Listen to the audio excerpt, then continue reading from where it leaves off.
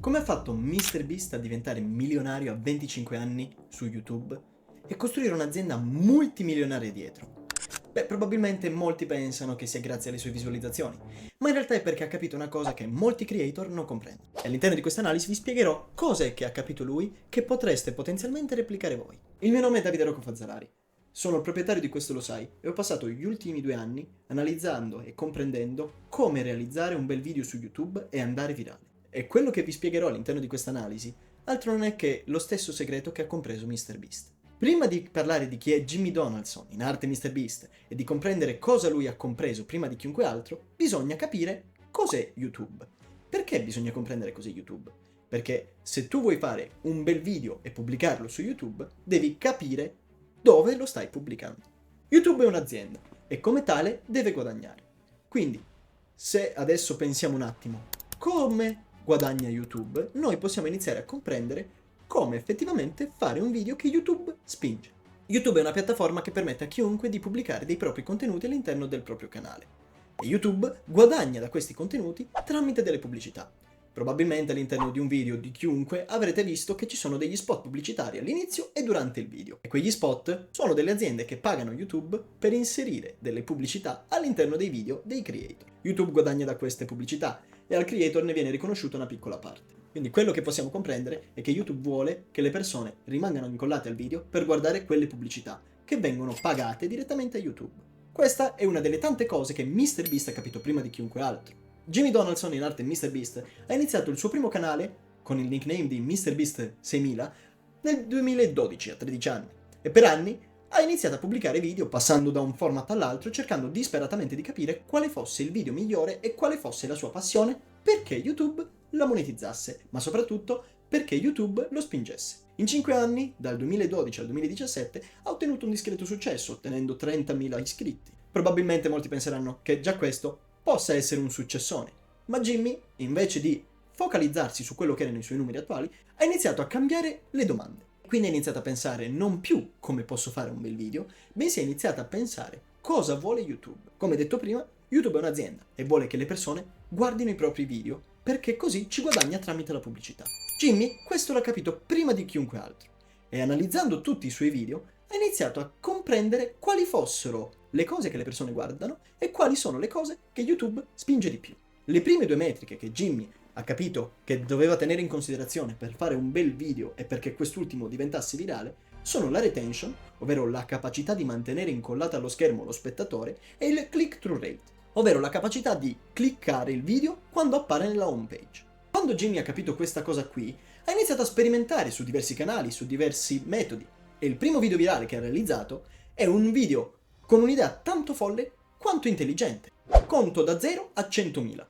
Questa è un'idea folle e le persone hanno probabilmente pensato ok, vado a guardare questo video non tanto perché mi interessa qualcuno che conta da 0 a 100.000, ma per capire se l'ha fatto davvero. Le persone cliccavano quel video e scorrevano da una parte all'altra, dall'inizio alla fine, per capire se realmente avesse contato da 0 a 100.000. Questo per YouTube era oro, perché così facendo ha ottenuto una retention altissima, il che gli ha permesso di diventare virale. Quindi per rispondere alla domanda come ha fatto MrBeast ad ottenere così tante visualizzazioni, non è stato fare un bel video, ma capire cosa volesse YouTube.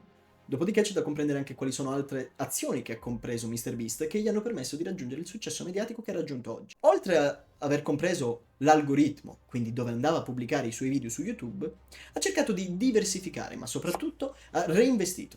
Cosa vuol dire reinvestito? Invece di limitarsi a prelevare i guadagni di YouTube tramite l'AdSense, e per farvi capire di cosa stiamo parlando, ogni qualvolta che un video raggiunge un certo quantitativo di visualizzazioni, quelle vengono pagate, perché come detto prima, YouTube riconosce una percentuale al creator per la pubblicità che viene inserita al suo video. Invece di prelevare tutti quei soldi, MrBeast ha deciso di reinvestirli tutti, applicando una legge che per quanto controintuitiva è completamente funzionale.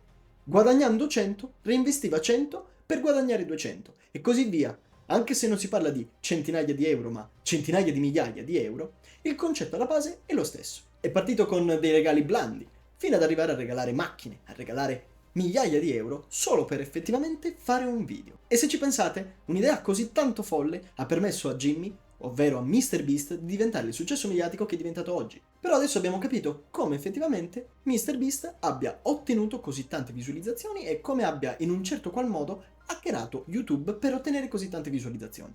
Ma quello che molti non comprendono di MrBeast è che lui non ha fondato un impero solo ed esclusivamente su YouTube. Lui ad oggi è un imprenditore, anzi un multimprenditore, tant'è che il suo patrimonio è stimato intorno ai 500 e agli 800 milioni di dollari. Ma lui non guadagna più da YouTube, come abbiamo visto prima. MrBeast reinveste tutti quelli che sono i suoi guadagni di YouTube per creare altri video YouTube. Quindi in un certo senso YouTube è una macchina costosa per ottenere visualizzazioni. Un esempio di quello che sto dicendo è la sua fabbrica di cioccolato. In quel video MrBeast altro non fa che fare una fabbrica di cioccolato per promuovere la sua barretta di cioccolato e vincere il biglietto d'oro per partecipare al proprio video. Questo vuol dire che le persone erano interessate a partecipare al video e ha iniziato a vendere le sue barrette di cioccolato a catene commerciali come Walmart, che gli hanno permesso di guadagnare centinaia di migliaia di dollari. E tutto l'ha pubblicizzato intelligentemente su YouTube, non vendendo più la sua barretta di cioccolato direttamente, bensì facendo un video in cui faceva una fabbrica di cioccolato. E le persone, pur di partecipare al suo video, e cercavano il biglietto d'oro che era contenuto all'interno di alcune scatole di cioccolato. Questa si è tradotta in una campagna di marketing non funzionale, di più, il che gli ha permesso di costruire un'azienda basando su quello che è la sua audience. Quello che ha permesso a MrBeast di diventare l'imprenditore che è oggi non è stato la visualizzazione su YouTube che lo ha pagato, bensì è stato convertire quello che erano le sue visualizzazioni, quindi quello che erano gli spettatori, in clienti paganti. Quindi in un certo senso possiamo dire che YouTube gli ha funzionato come una grandissima campagna di marketing. Il metodo che usa MrBeast è molto semplice e si può strutturare in 3 diversi modi. Un'idea irresistibile. Faccio un esempio. Un'idea irresistibile potrebbe essere la fabbrica di cioccolato, piuttosto che non passo 24 ore all'interno di una scatola chiusa. Queste sono idee estreme, idee folli, che all'interno della mente della persona gli permette di cliccare e dire non ci credo che lo ha fatto davvero. La seconda formula che utilizza MrBeast è la cinematografia. MrBeast effettivamente non realizza più dei video, realizza dei film. Tutti i suoi video sono strutturati come se fossero dei film. Andandolo ad analizzare, parte veloce, cerca di creare tensione e dopodiché payoff finale.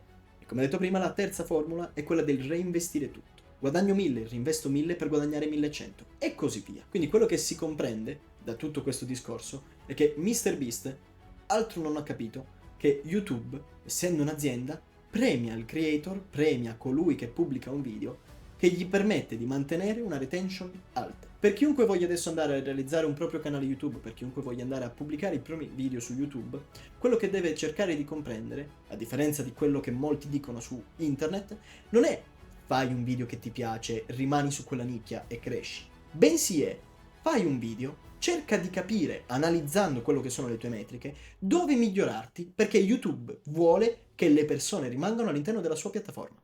Bene. Se fino ad ora abbiamo parlato di come MrBeast abbia raggiunto il successo mediatico tramite YouTube e questa analisi vi sta piacendo, allora iscrivetevi al canale, perché adesso entriamo nel vivo della situazione e andremo a vedere quello che è il suo percorso da YouTuber a CEO. Come abbiamo detto prima, MrBeast è diventato da YouTuber a imprenditore multimilionario, quindi adesso andiamo a toccare quello che è la sua azienda. Quello che lui ha fatto è diversificare. Una volta che YouTube ha iniziato a pagare bene e YouTube ha iniziato a diventare la comunicazione mediatica che oggi conosciamo, ha deciso di costruire un altro tipo di modello di azienda che va al di fuori di YouTube. La prima mossa arriva a fine del 2020 con MrBeast Burger. Utilizza il modello di Ghost Kitchen, ovvero far preparare i suoi panini e farli pronti per essere spediti, pronti per la delivery. Non sto neanche qui a dire che il successo è esplosivo e in appena 2 anni raggiunge un fatturato di oltre 100 milioni di dollari.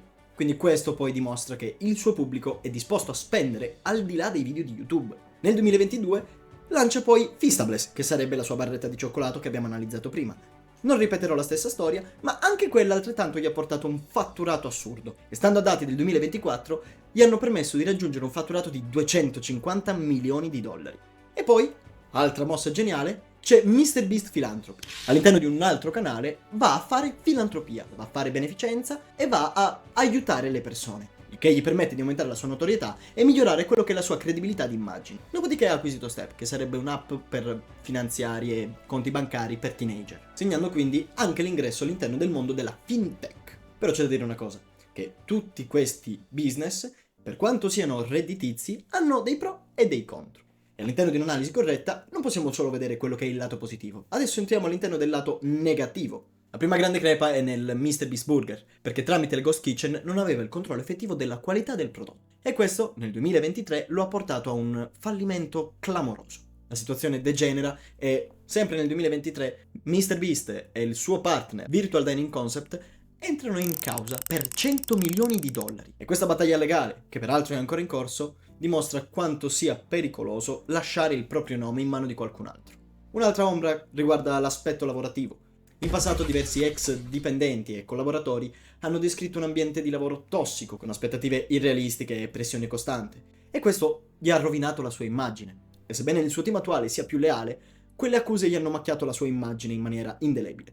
E poi c'è anche la critica filosofica per MrBeast Philanthropy. Molti critici hanno definito questo canale, questa iniziativa, come una monetizzazione della beneficenza. I critici sostengono che usare la povertà come sfondo per un video che ti permetta di diventare virale è quantomeno poco morale come cosa. Perché va bene regalare protesi uditive, va bene regalare milioni di dollari, però se tu devi filmare tutto perché così la tua immagine diventa più grande, trasformi quello che è la beneficenza in contenuto. Ma d'altro canto la difesa di MrBeast è pragmatica, perché questo tipo di contenuto ispira le persone a fare del bene, e questo è il concetto di MrBeast Philanthropy. Quindi abbiamo compreso che MrBeast ormai non può ragionare più da YouTuber, e non ragiona più da YouTuber, perché ha costruito un impero da multimilionario e deve comportarsi come tale, e i problemi che affronta non sono minimamente paragonabili a quelli di uno YouTuber classico.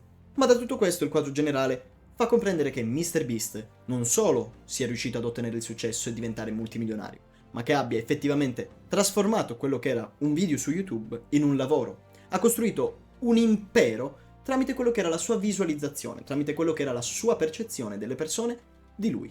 Quindi non c'è un singolo trucco che abbia trasformato MrBeast da zero a milionario, bensì un percorso tortuoso in cui ha diversificato, reinvestito, perso, con battaglie legali e non, tanti soldi e guadagnati altrettanti. Cercare di copiare e fare quello che ha fatto MrBeast è quantomeno folle. Sicuramente non abbiamo né il budget né il team di 500 persone dietro MrBeast che ci permettano di arrivare al suo stesso successo.